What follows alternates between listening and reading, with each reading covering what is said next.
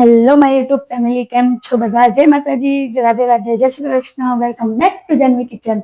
So guys, આજે છે ઉપવાસ અને આજે છે 11સ. તો આજે 11સ ના દિવસે ફરાળમાં ખવાય તેવી વાનગી આપણે બનાવવાની છે. ઉપવાસમાં ખવાય અને નાના મોટા બધાને ભાવે તેવું આપણે બનાવવાનું છે બટેકાની સૂકી ભાજીનું શાક. હા, નાના મોટા બધાને જ ભાવે. તમારા નાના નાના ઘરમાં બાળકો ન ખાતા હોય તો પણ ખાવા લાગશે એવી આપણે મસ્ત મજાનું બનાવવાનું છે બટેકાની સૂકી ભાજીનું શાક.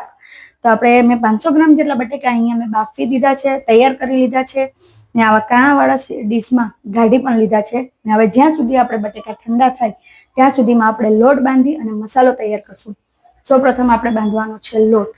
તો ચાલો હવે બટેકાને આપણે સાઈડમાં મૂકી અને બટેકાને ઠંડા થવા દઈશું અને આપણે લોટની તૈયારી કરીએ.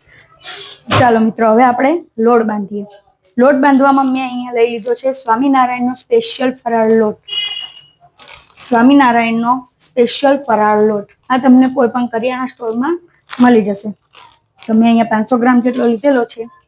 તો સૌપ્રથમ આપણે એને ચાળણીથી ચાળી લઈશું.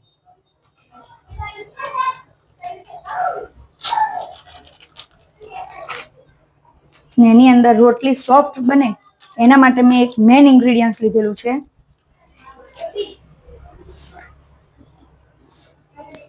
જો 500 ગ્રામ જેટલો લોટ લીધો છે. એની અંદર ઓલરેડી મારી પાસે બીજો થોડોક લોટ હતો, એ પણ હું અંદર એડ કરી લઈશ. અને સાથે મેં થોડુંક મીઠું એડ કરવાનું છે.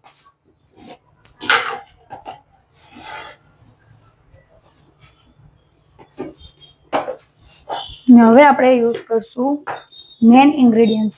મીઠું એડ થઈ ગયા પછી એક નાનું એવું કેળું લેવાનું છે, જેથી તમારી રોટલી એકદમ સોફ્ટ બનશે.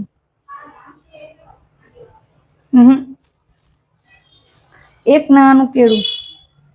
જો તમને ન ભાવતું હોય કેળું અંદર એનો સ્વાદ, તો તમે સ્કીપ પણ કરી શકો છો. પણ આનાથી કેળું કે થોડું એક નાનું બટેકું બાફેલું પણ તમે આની અંદર લોટની અંદર એડ કરી શકો છો.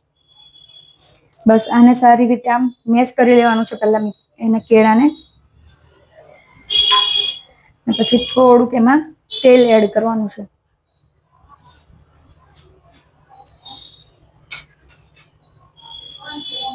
2 થી 3 ચમચી જેટલું તેલ એડ કરવાનું છે. મેં અહીંયા ચમચો લીધેલો છે, પણ આપણે 2 થી 3 જેટલું આપણે જે જરૂરિયાત પ્રમાણે હોય એટલું તેલ એડ કરશું આપણે આની અંદર. અને પછી અંદર કેળું, એક તેલ અને મીઠું સરસ રીતે મિક્સ થઈ જાય ત્યાં સુધી સરસ રીતે મિક્સ કરી લેવાનું છે લોટની અંદર. ને પછી સરસ મિક્સ થઈ ગયા પછી થોડું થોડું પાણી લઈ અને આપણે લોટ બાંધી લેવાનો છે.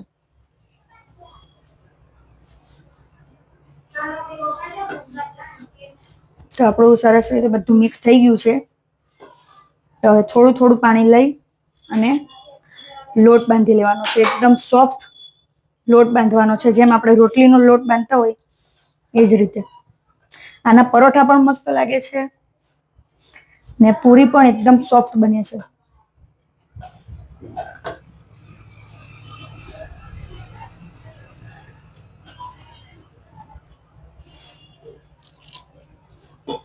વધારે એકદમ પાણી નથી લેવાનું, કારણ કે આપણે કેળું પણ નાખેલું છે એટલે કેળું પણ આમાં અંદર બાઇડિંગ નું કામ કરશે.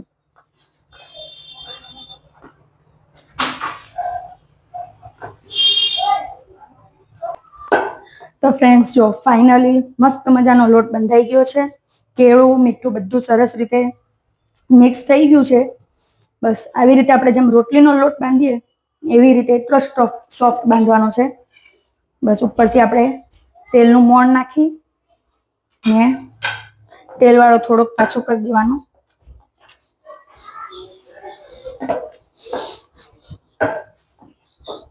ને એને 5 થી 10 મિનિટ જેવો રેસ્ટ આપવાનો. વધારે નથી આપવાનો, બસ 5 થી 10 મિનિટ જેટલો રેસ્ટ કરવાનો છે. ચાલો હવે એને 5 થી 10 મિનિટ સુધી રેસ્ટ આપી આપણે ત્યાં સુધી રેસ્ટ થાય, લોટ એકદમ કમ્પ્લીટ થઈ જાય ત્યાં સુધી આપણે બટેકાનો મસાલો તૈયાર કરી લઈએ અને બટેકાને છોલી દઈએ.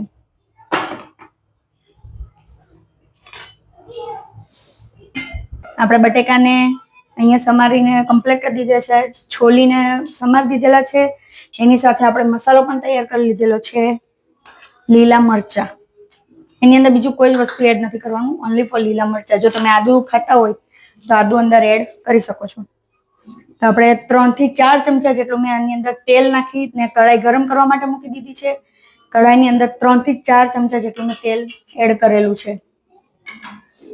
ને એની અંદર સૂકી ભાજી, કોરી ભાજી થાય ને એના માટે મેઇન ઇન્ગ્રેડિયન્ટ્સ છે એ હું તમને લાસ્ટમાં કહીશ, જેથી ભાજી આપણી ચીપચીપી નહીં બને, એકદમ ડ્રાય બનશે, કોરી. ને તમારા નાના બાળકો હશે આંગળા ચાટી ચાટીને. તો આપણું તેલ ગરમ થઈ ગયું છે. એની અંદર હું જીરું એડ કરું છું. જો તમે રાઈ એડ કરીને રાઈ તમને ભાવતી હોય તો તમે રાઈ એડ કરી શકો છો. મેં અહીંયા 1 ચમચી જેટલું જીરું એડ કરું છું.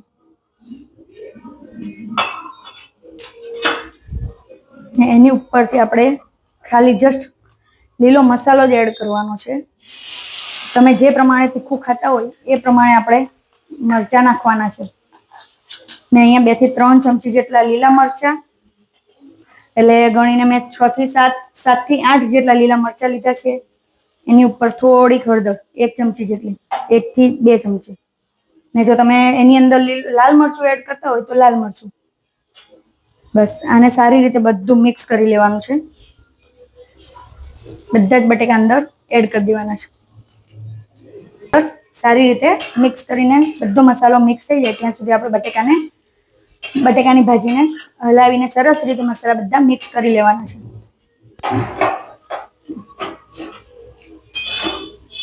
એની ઉપર આપણે મીઠું, જરૂર પૂરતું મીઠું એડ કરી લઈશું. આપણે બટેકામાં મીઠું થોડુંક જ એડ કરવાનું છે. ઓલરેડી આપણે બટેકા બાફવા મૂકેલા હતા ત્યારે બટેકાની અંદર મીઠું એડ કરેલું હતું. મસ્ત સરસ રીતે આપણું શાક બનીને તૈયાર થઈ ગયું છે 5 જ મિનિટમાં. હવે એની અંદર આપણે મેઇન ઇન્ગ્રેડિયન્ટ્સ છે, જેથી આપણી બટેકાની સૂકી ભાજી એકદમ ડ્રાય બનશે. તો મેં અહીંયા લઈ લીધેલા છે થોડાક એવા સિંગદાણા. આપણી સૂકી ભાજી એકદમ ડ્રાય બને એના માટે મેં થોડાક એવા અડધી વાટકી જેટલા સિંગદાણા લીધેલા છે કાચા, અને એની સાથે લીધા છે 2 થી 3 ચમચી જેટલા તલ, વ્હાઈટ તલ. બંનેને મસ્ત રીતે સારી મિક્સરમાં ગ્રાઇન્ડ કરી લીધા છે.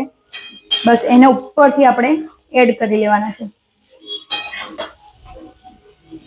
થોડા થોડા કરીને એડ કરવાના છે, એટલે આનાથી છે ને આપણો મસાલો પણ સરસ રીતે મિક્સ થશે, અને આપણે જે ઉપરથી સિંગદાણા નાખીએ છીએ ને, ભૂક્કો સિંગદાણાનો, એ પણ સારી રીતે અંદર મિક્સ થઈ જશે.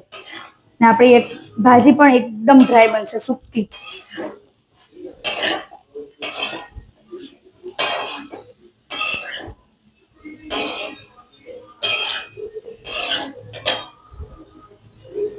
થોડા થોડા કરીને જ એડ કરવાના છે, એક સાથે બધા એડ નથી કરવાના.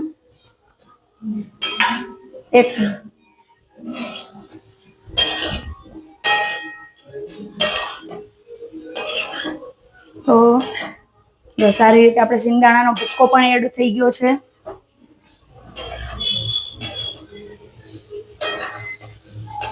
ને આપણી બટેકાની ભાજી પણ એકદમ ડ્રાય છે, નથી ચીપચીપી કે કઈ જ નહીં.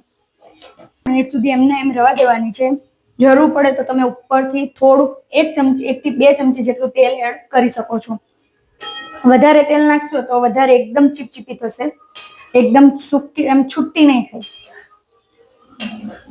વધારે પડતું તેલ હશે તો વધારે છૂટી નહીં થાય ને ખાવા ટેસ્ટ થોડોક ઓછો આવશે. પણ આમાં સિંગદાણાનો ભૂક્કો અને સાથે તલનો ભૂક્કો, એનો સ્વાદ ટેસ્ટ પણ કંઈક અલગ જ આવે છે. તો હવે એને 5 મિનિટ સુધી રવા દઈશું, અને હવે ચાલો આપણે રોટલી બનાવીએ. કમ્પ્લીટ થઈ ગઈ છે ડ્રાય, બધાને ભાવે તેવું શાક. અને હવે આપણે બનાવશું રોટલી. તો રોટલીનો લોટ પણ એકદમ સોફ્ટ થઈ ગયો છે. તો ચાલો, અહીંયા મેં તવી મૂકી દીધી છે ગરમ કરવા માટે, ને રોટલીનો લોટ પણ વણવા માટે લઈ લીધો છે. આની પૂરી અને પરોઠા આ લોટના બહુ જ મસ્ત થાય છે.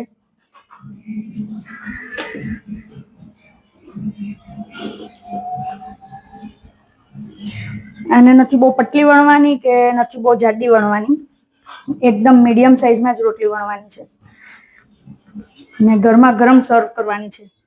ઠંડી પડી જશે ને આનો ટેસ્ટ પણ નહીં આવે જેવો જોઈએ તેવો, ને એકદમ ચીવડ થઈ જશે, કડક થઈ જશે.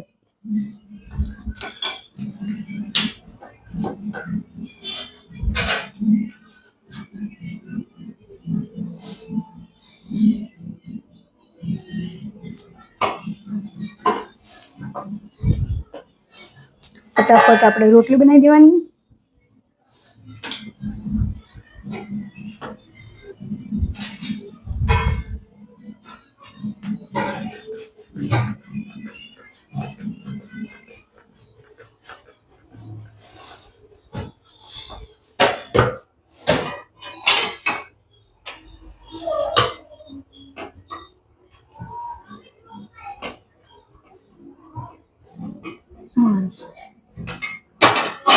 તો તૈયાર છે આપણી ફુલકા રોટલી. ગરમ તૈયાર છે ફરાળી વાનગી. અને હવે ઉનાળો આવી ગયો છે એટલે હવે રસ તો ઘર ઘરમાં જ દેખાશે. તો સૂકી બટેકાની ભાજીનું શાક અને સાથે ઠંડો ઠંડો રસ ને સાથે ગરમા ગરમ એવી રોટલી. તો બસ હવે બટેકાની સૂકી ભાજીની ઉપરથી આપણે થોડાક ધાણા ગાર્નિશિંગ કરી લેવાના છે. તો આપણું તૈયાર છે ફરાળ એવું ઠંડો ઠંડો કેરીનો રસ, સાથે છે બટેકાની સૂકી ભાજીનું શાક અને ગરમા ગરમ રોટલી. તો તમારા બાળકોને આવી રીતે આપશો તો તમારા બાળકો બધા આંગળી ચાટતા રહી જવાના છે. તો છે ને મસ્ત મજાની. તો રેસીપી ગમી હોય તો લાઈક, શેર અને સબસ્ક્રાઇબ કરી નાખજો.